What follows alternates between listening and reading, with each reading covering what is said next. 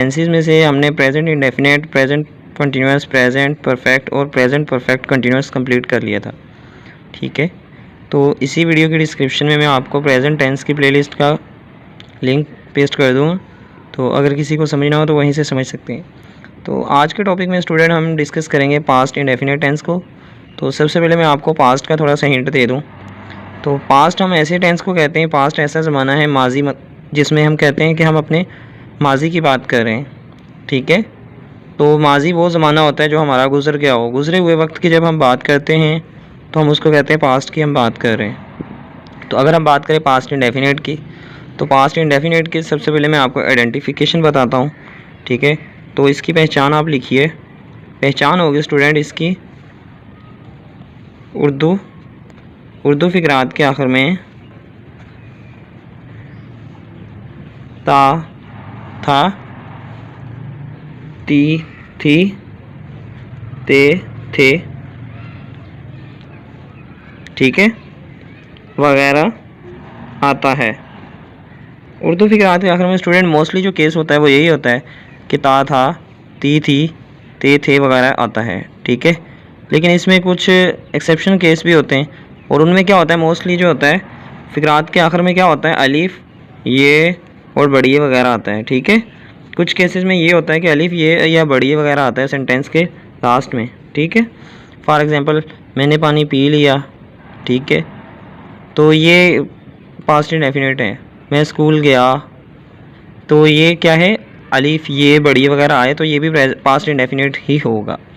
ठीक है, तो ये बिल्कुल नहीं सोचना कि अगर सिर्फ ता, था, ती, थी, ते, थे वगैरह आए तो वो पास्ट इंडेफिनिट होगा। तो ये केस भी हो सकता है। Clear student? तो अब मैं आपको मिसाल देता हूँ। मसलन मैं कल स्कूल गया था। अब देखिए लास्ट में अलिफ़ और था भी आ गया। मैं कल स्कूल गया था, तो मैं बात करता हूँ अब इसको कैसे कन्वर्ट करना है। तो हमारे पास आएगा subject plus helping verb plus verb plus object. ठीक है, तो हेल्पिंग वर्ब की स्टूडेंट सबसे पहले मैं बात करूँ तो हेल्पिंग वर्ब इसमें सिर्फ हम नेगेटिव और इंटेरोगेटिव में यूज़ करेंगे, नेगेटिव और इंटेरोगेटिव में। तो इसलिए आपने ये बात याद रखनी है कि जो हम हेल्पिंग वर्ब है वो नहीं यूज़ करेंगे। ठीक है, पॉजिटिव सेंटेंस बनाते हुए हेल्पिंग वर्ब यूज़ नहीं करेंगे। तो वर्ब की हम सेकंड फॉर्म यूज़ करनी है। सिर्फ यही टेंस है पास्ट इंडेफिनिट जिसमें हम वर्ब की सेकंड फॉर्म यूज़ करते हैं। तो ये भी आप अपने माइंड में रख सकते हैं कि second form just passed indefinite में ही हमने यूज़ करनी है। ऑब्जेक्ट का आपको ऑलरेडी पता है। ठीक है, तो अब हम इसको कन्वर्ट करते हैं। फर्स्ट फॉर्म सबसे पहले हम सब्जेक्ट लिखते हैं आई, इसके बाद हेल्पिंग वर्ब मैंने कहा आपको कि नहीं यूज़ करेंगे पॉजिटिव सेंटेंस बनाते हुए। ठीक है, जब हम नेगेटिव या इंटेरोगेटिव बनाएंगे तब हम हेल्पिंग वर्ब यूज़ करेंगे डिड।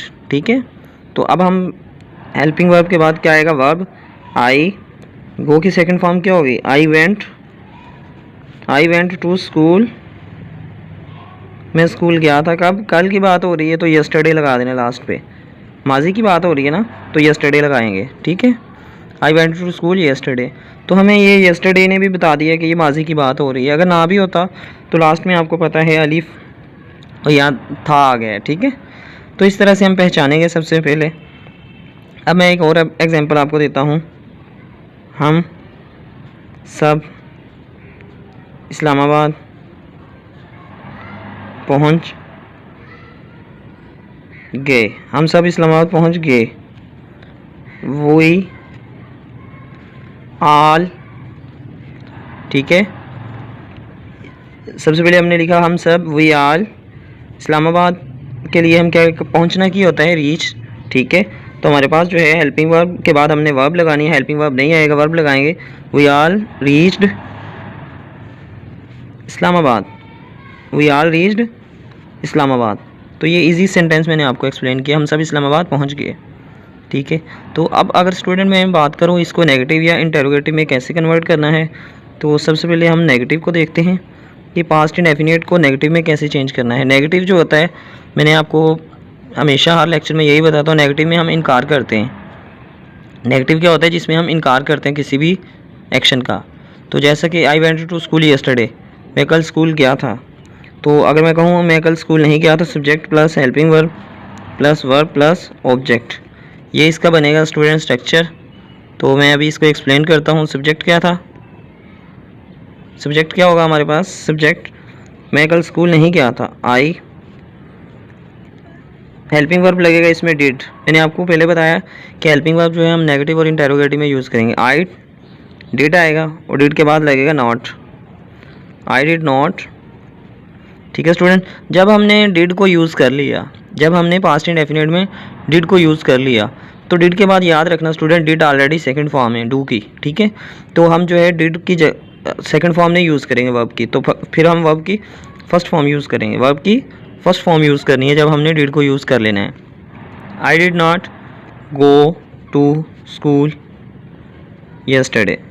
तो ये बात स्टूडेंट बहुत जो है कॉन्सेप्ट वाली है कि जब हमने डिड को यूज़ कर लेना है तब हमने वर्ब की फर्स्ट फॉर्म यूज़ करनी है, तब हमने वेंट नहीं लगाना, सेंटेंस गलत हो जाएगा। I did not went to school, ये डबल सेकंड फॉर्म आ जाएगी, ऐसा नहीं पॉसिबल। ठीक है, तो हमेशा जो है गो के बाद फर्स्ट टू के साथ फर्स्ट फॉर्म ही आती है। ठीक है, I did not go to school yesterday, तो ये बात याद रखना। ठीक है स्टूडेंट, अब हम बात करते हैं नेगेटिव या फिर इंटेरोगेटिव की। इंटेरोगेटिव की, तो इंटेरोगेटिव जो होता है वो क्वेश्चन मार्क वाले सेंटेंस होते हैं जिसमें हम कोई क्वेश्चन करते हैं। क्या मैं कल स्कूल गया था, तो खुद से ही क्वेश्चन किया जा रहा है। डिड, सबसे पहले इसका मैं स्ट्रक्चर बता दूं, subject plus helping verb, same वही did, sorry helping verb start में आ जाएगा, subject plus verb plus object. ठीक है स्टूडेंट, तो वर्ब की हमेशा फिर अगेन हमने फर्स्ट फॉर्म ही यूज़ करनी है जब हमने डिड लगा देना है, इसमें भी फर्स्ट फॉर्म ही यूज़ करेंगे। Did I go to school, did I go to school yesterday, क्या मैं कल स्कूल गया था, did I go to school yesterday. तो ये हमारे पास बन गया इंटेरोगेटिव सेंटेंस। अब स्टूडेंट अगर मैं बात करूँ नेगेटिव इंटेरोगेटिव को एक साथ करने की, कि किस तरह से हम नेगेटिव और इंटेरोगेटिव एक साथ करेंगे। ठीक है, negative and interrogative, negative interrogative जब आ जाएंगे एक साथ तो तब हमने इसको कैसे कन्वर्ट करवाना है। तो सेम उसी तरह नेगेटिव इंटेरोगेटिव जब एक साथ आते हैं टुगेदर, तो तब हम इनकार भी कर रहे होते हैं, साथ ही क्वेश्चन भी कर रहे होते हैं। क्या मैं कल स्कूल नहीं गया था, ठीक है, क्या मैं कल स्कूल नहीं गया था, तो इसके लिए हमारे पास बनेगा स्ट्रक्चर हेल्पिंग वर्ब, सॉरी यहाँ क्वेश्चन मार्क आएगा, ये आप भी भूल जाएंगे, यहाँ से क्वेश्चन मार्क नहीं भूलना इंटेरोगेटिव में। ठीक है, helping verb plus subject plus not plus verb first form plus object. ठीक है, तो मैं इसको कन्वर्ट करता हूँ। क्या मैं कल स्कूल नहीं गया था, हेल्पिंग वर्ब था did, did subject I, did I not go to school, did I not go to school yesterday, तो इसके लास्ट में भी क्वेश्चन मार्क आएगा, did I not go to school yesterday, क्या मैं कल स्कूल नहीं गया था। ठीक है स्टूडेंट, तो ये स्टूडेंट मैंने आपको एक्सप्लेन कर दिया है नेगेटिव इंटेरोगेटिव के इकट्ठा केस भी, कि जब नेगेटिव इंटेरोगेटिव एक साथ आएगा तब हमने कौन सा स्ट्रक्चर यूज़ करना है। तो मैं उम्मीद करता हूँ स्टूडेंट आपको मैंने सारा एक्सप्लेन कर दिया है। पास्ट इंडेफिनिट तो आप सारा देख सकते हैं, पास्ट इंडेफिनिट इसकी आइडेंटिफिकेशन से लेकर नेगेटिव इंटेरोगेटिव मैंने सब एक्सप्लेन कर दी है। लेकिन फिर भी अगर किसी को कोई क्यूरी हो तो वो कमेंट सेक्शन में पूछ लीजिएगा।